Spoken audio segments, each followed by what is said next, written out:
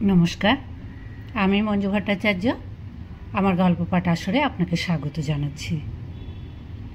आज आमी पढ़े शोनाच्छि ঈশ্বরচন্দ্র विद्यासागरेर आख्यान मंजरी ग्रंथ थेके प्रभु भक्ति नामक एकटी छोट गल्प। पारी नगरे लाजुइने नामक एक व्यक्ति छिलेन। राजदंडे प्राणबधेर आदेश हওয়াতে तिनि तथा हইতে पलायन करिलेन एवं रेन नामक स्थाने ताहादेर जे बसतबाटी छिलो तथाय उपस्थित हইলেন। तत्काले सेई बाटीते एक परिचारिका व्यतिरिक्त आर केह छिलो ना।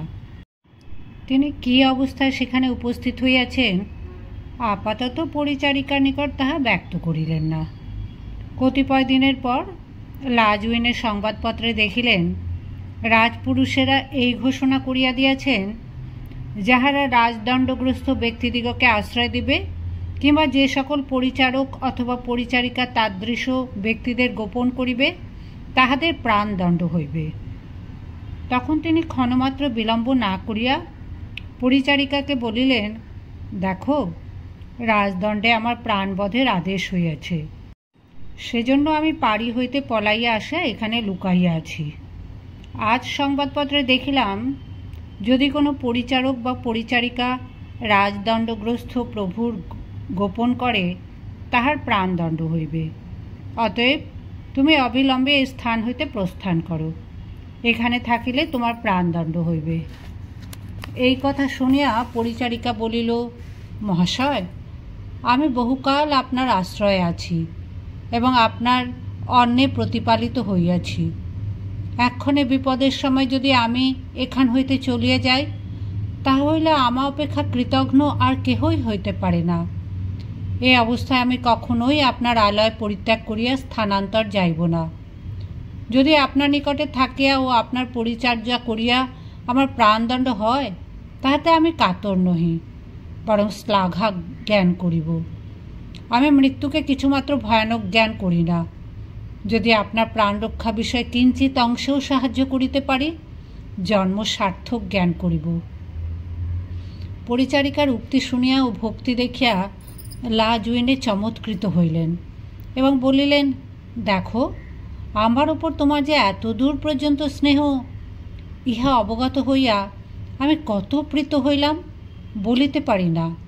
কিন্তু অকারণে আমি তোমার প্রাণদণ্ড হইতে দিব না, কারণ তুমি এখানে থাকিয়া আমার প্রাণ রক্ষা বিষয়ে কোনো অংশে কিছুমাত্র সাহায্য করিতে পারিবে না।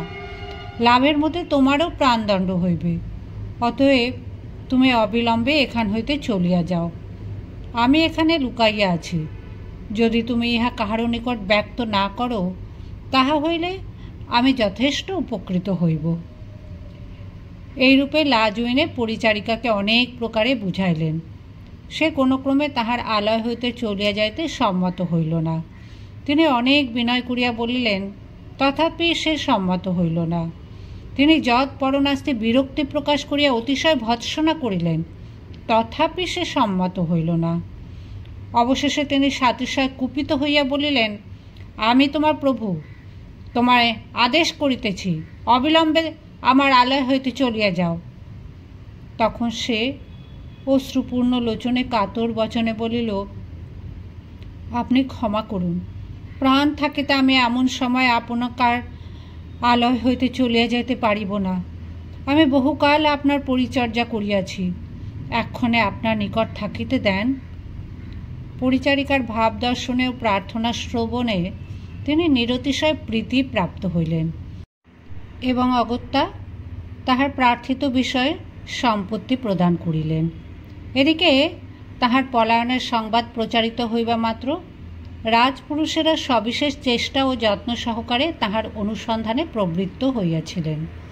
কিন্তু সেই প্রভুভক্তি পরায়ণা পরিচারিকা সকল বিষয়ে এরূপ বুদ্ধিকৌশল প্রদর্শিত করিতে লাগিল যে তিনি কোথায় লুকাইয়া আছেন তাহারা তাহার কিছু মাত্র অনুধাবন করিতে পারিলেন না।